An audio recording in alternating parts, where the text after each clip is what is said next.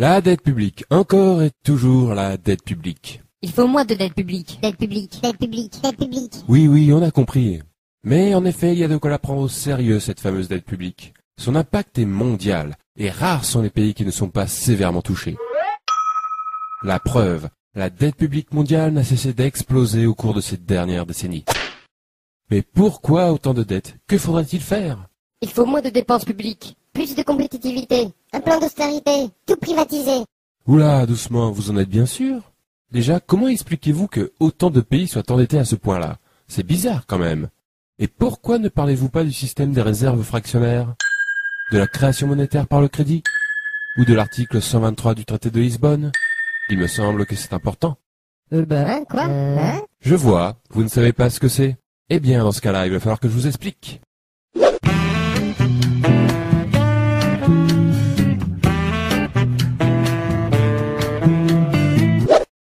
L'économie, c'est comme une baignoire.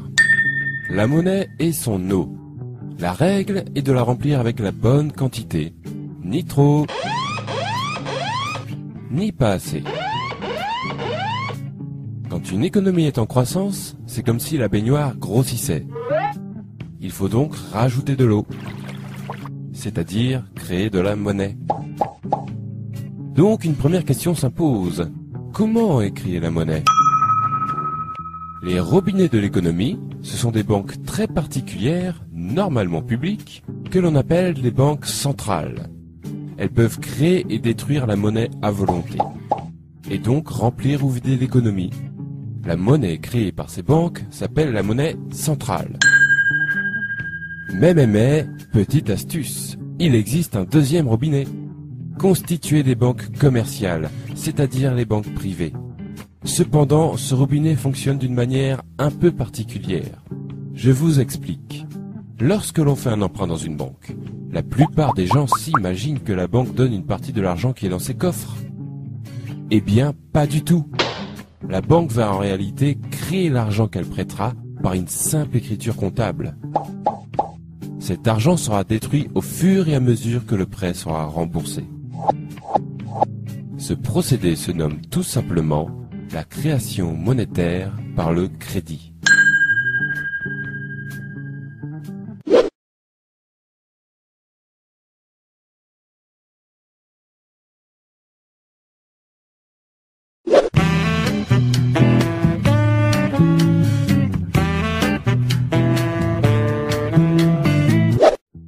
Pour savoir lequel de ces deux robinets coule le plus fort, il faut connaître les règles qui permettent de les tourner. Première règle, l'article 123 du traité de Lisbonne. Il fut un temps où les États se finançaient auprès de leur banque centrale et faisaient donc couler le premier robinet. Autrement dit, les banques centrales créaient l'argent dont les États avaient besoin pour combler leur déficit.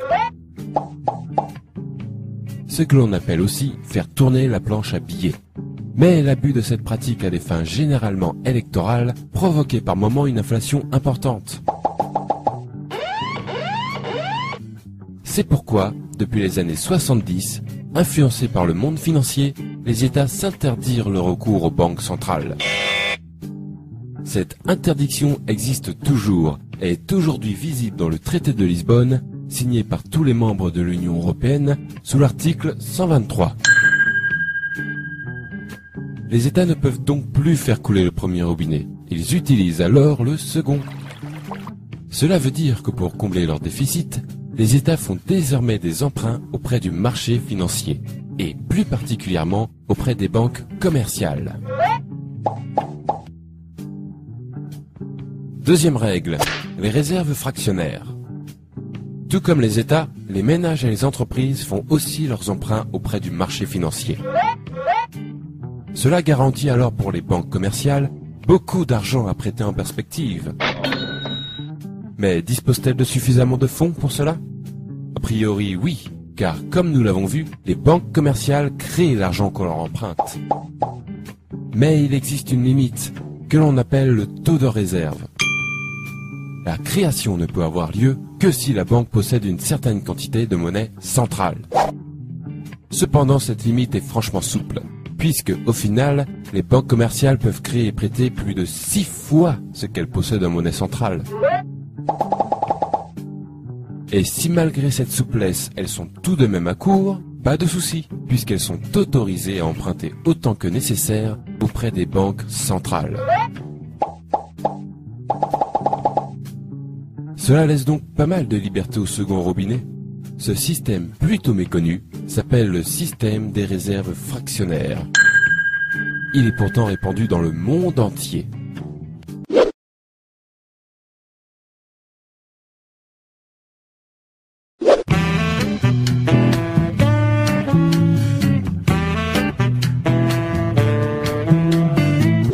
Trêve de robinetterie, revenons à la baignoire. Nous venons de voir que le premier robinet ne sert plus aujourd'hui qu'à alimenter le second. En d'autres termes, la monnaie centrale ne sert plus aujourd'hui qu'un rôle de régulation pour les banques. On peut donc comprendre que la baignoire est alors totalement remplie de la seconde eau. Autrement dit, la totalité de la monnaie en circulation prend désormais son origine dans les crédits accordés par les banques. En effet, l'essentiel de la monnaie est de la monnaie dite scripturale, c'est-à-dire de la monnaie issue du crédit. Or, il y a un problème avec cette eau. Elle s'évapore. Et oui, puisque la monnaie provient du crédit, elle disparaît quand ces mêmes crédits sont remboursés. Il faut donc sans arrêt refaire couler le second robinet pour garder la baignoire pleine. C'est-à-dire que les États, les ménages et les entreprises doivent sans cesse emprunter auprès des banques pour que l'économie fonctionne.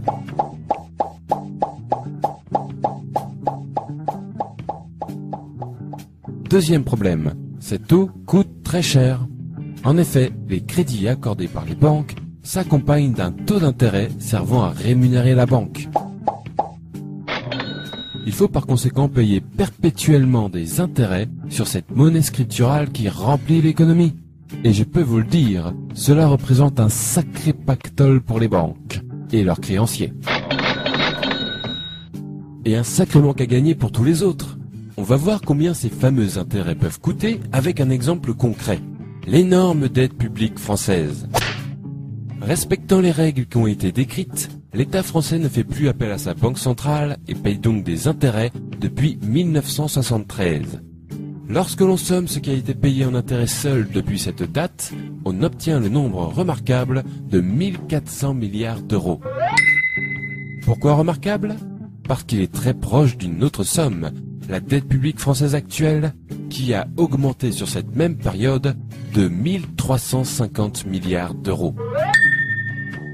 En clair, ce qui fait grossir la dette, ce sont tout simplement les intérêts de cette même dette.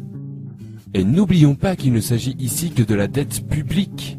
La dette des entreprises commerciales françaises, par exemple, elle, est aujourd'hui de 7000 milliards d'euros.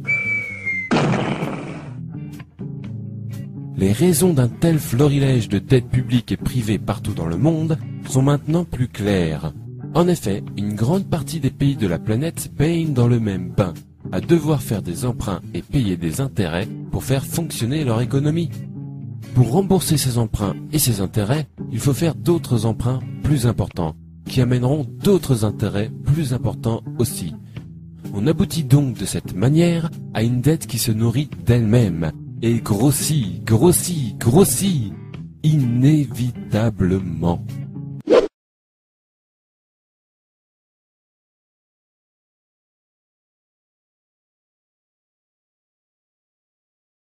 Vous avez déjà dû entendre que la dette publique est provoquée par une mauvaise gestion des dépenses de l'État, ou un manque de compétitivité, et que la seule manière de la résorber est de privatiser l'économie ou d'appliquer des plans d'austérité. Eh bien, sachez que ce sont des conneries. Il est mathématiquement impossible de résorber l'ensemble des dettes publiques et privées sans aborder la question de la création monétaire par le crédit avec intérêt, puisqu'elles en sont les causes naturelles.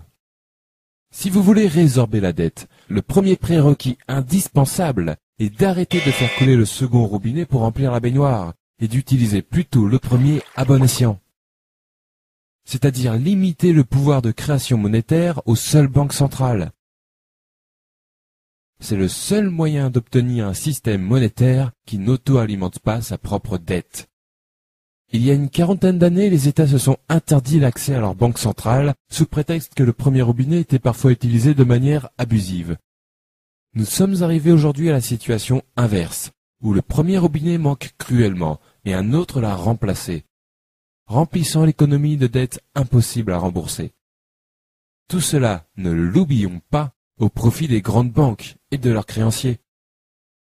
Je trouve déplorable qu'un sujet si crucial ne soit ne serait-ce que débattu par la classe politique, ni ne soit jamais traité dans les grands journaux.